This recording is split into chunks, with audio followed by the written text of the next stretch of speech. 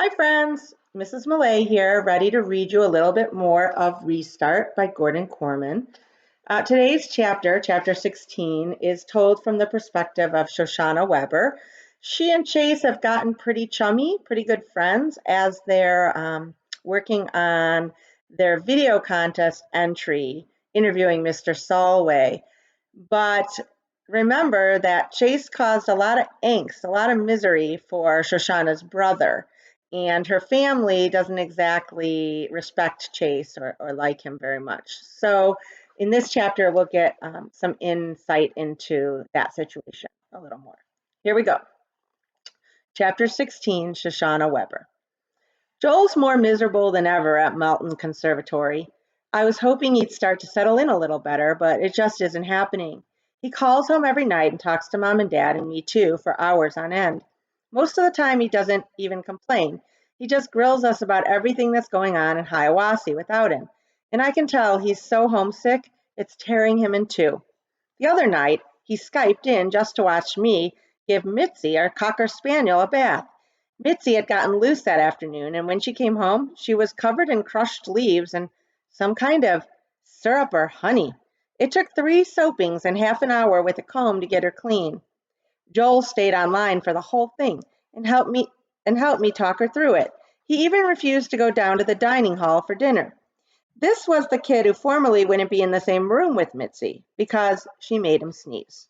I don't dare mention my project with Mr. Solway to Joel. What if he asks who I'm working with? I'm not going to lie, but how can I tell him? And he'll see right through me if I try to fudge my answer, as in, oh, just some new kid. Twins can read each other, even from miles away. The hard part is Video Club is one of the things Joel asks me about the most. I give him updates on the progress we're making with the video yearbook and provide play-by-play on Brendan's pathetic attempts to get Kimberly Tooley to notice him.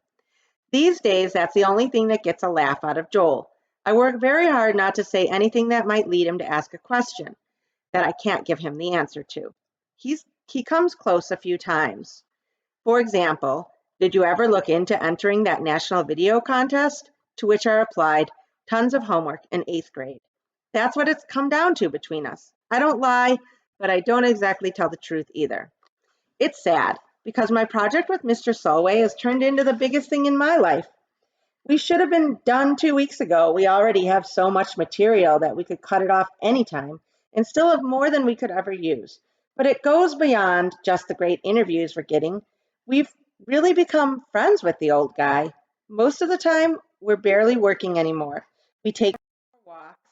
He treats us to lunch. We had a picnic once. Chase and I have really bonded with him. There, I said it. Chase and I. Just like Mr. Solway has become a part of my life, so has the kid that Joel and I call Alpha Rat. To be honest, I hardly ever think of him by that nickname anymore. I want to. I know it's an act of Weber family loyalty, and I'm on board with that. I could give a college level symposium on all the reasons why Chase used to be the rattiest rat ever to drag his rat tail through the primordial ooze. That's not the point.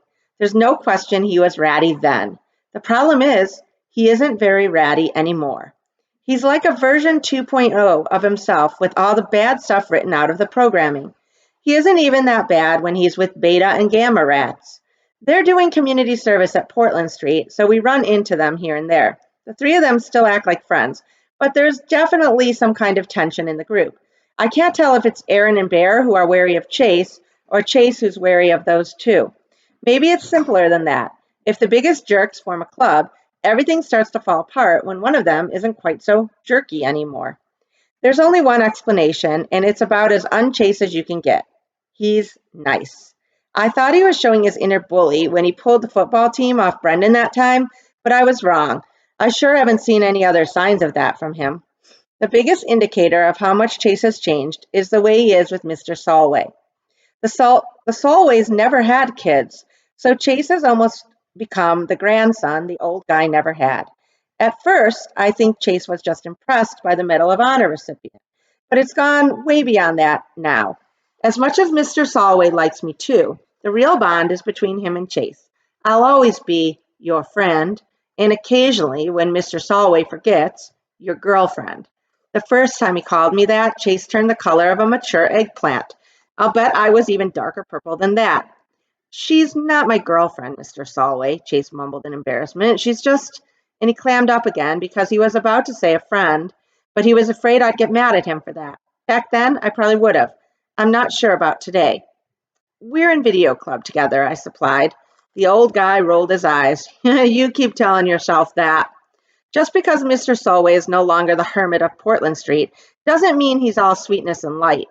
He's still a pretty crusty guy who speaks his mind and doesn't worry about who might disagree with him. He barks arguments at TV news commentators he believes are idiots and watches sitcoms with a straight face to prove they're not funny. He's convinced that the Hubble Space Telescope is fake and the pictures that it sends back are created by a Hollywood film studio. He's stringing a necklace out of all the gout pills he refuses to take. Is his plan to present it as a going-away present to Nurse Duncan when he drives her crazy enough that she quits. Come on, Mr. Solway, Chase chides. You like Nurse Duncan. She's good to you. She's incompetent, is the growled reply. I don't have gout. I just have a sore foot every once in a while. Let's see how much tap dancing she does when she's my age. He's entertaining, but can be exhausting too. Sometimes Mr. Solway even exhausts himself and falls asleep in our faces. When that happens, Chase puts a blanket over him and we tiptoe out. On this particular day, we decide to grab a snack and screen our video footage. I suggest frozen yogurt at Heaven on Ice. The words are out of my mouth before I remember what happened the last time we were in that place together. He looks worried, so I add, I promise not to dump anything over your head. Heaven on Ice is just a few blocks away. We load up Sundays, pick a corner booth, and start to preview the day's efforts on the flip cam. It's good stuff. Mr. Solway's ranting about how the designated hitter has ruined baseball, so we're both holding back laughter as we watch. We already have enough footage for 5 videos. I can't shake the feeling that we keep going back for more just because we don't really want it to end. Chase is having the same thoughts. I'm going to keep visiting Mr. Solway even after we finish. I'll come with you. My response is instant, even though I had no idea I was going to say that. Shush. I look up, and there's my mother, in line at the register, carrying a small frozen yogurt cake. Suddenly, an expression of utter horror spreads across her face. Mom, what's wrong? Then I realize she's just recognized the person that I'm with, our heads together as we watch the tiny flip screen cam. I never told anybody in my family who my partner is for the video contest, so I know how this must seem to Mom, that I'm cozied up practically cheek to cheek with the horrible bully who made Joel's life unbearable and forced him out of town. It's not what it looks like, I blurt. Her expression is carved from stone.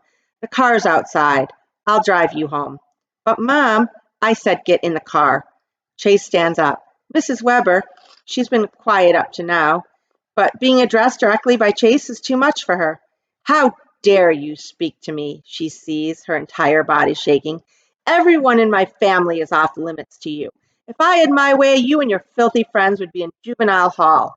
I speak up again. This is my fault, not his. If you had to blame somebody, blame me. I am blaming you. She hustles me out the door, tossing over her shoulder at Chase. Stay away from my daughter.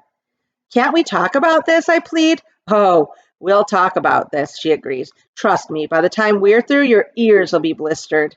We're halfway home before either of us realizes that she never paid for the frozen yogurt cake. Mom calls Dad, who actually leaves work early to come home and talk to me. It's as if they've discovered I have a secret criminal life, like I'm counterfeiting $100 bills on a printing press behind the old ski suits in the basement. He tries to sound reasonable. We want you to be free to discover who you are.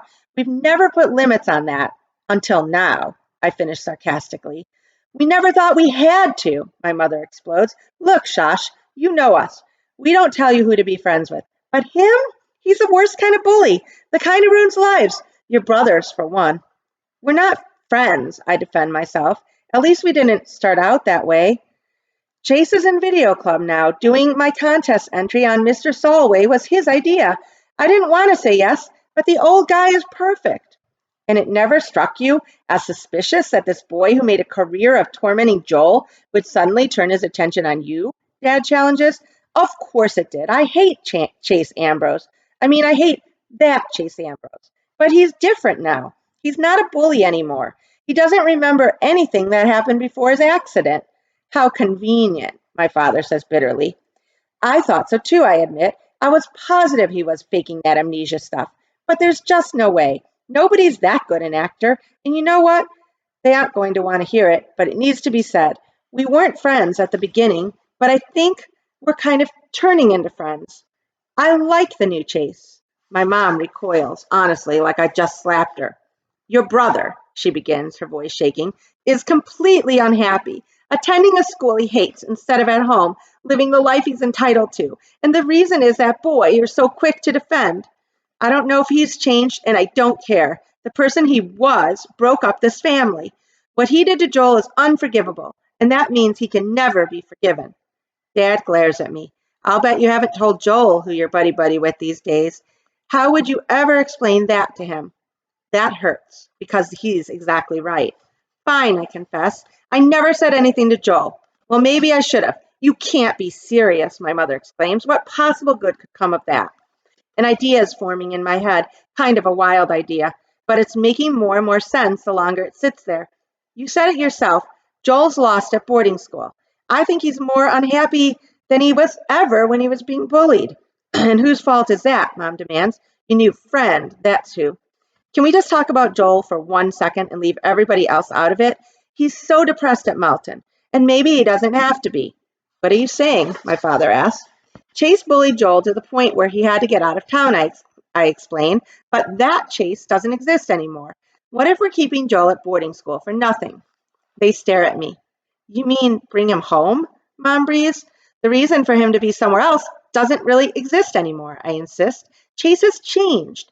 Aaron and Bear are still jerks, but Chase was always the ringleader.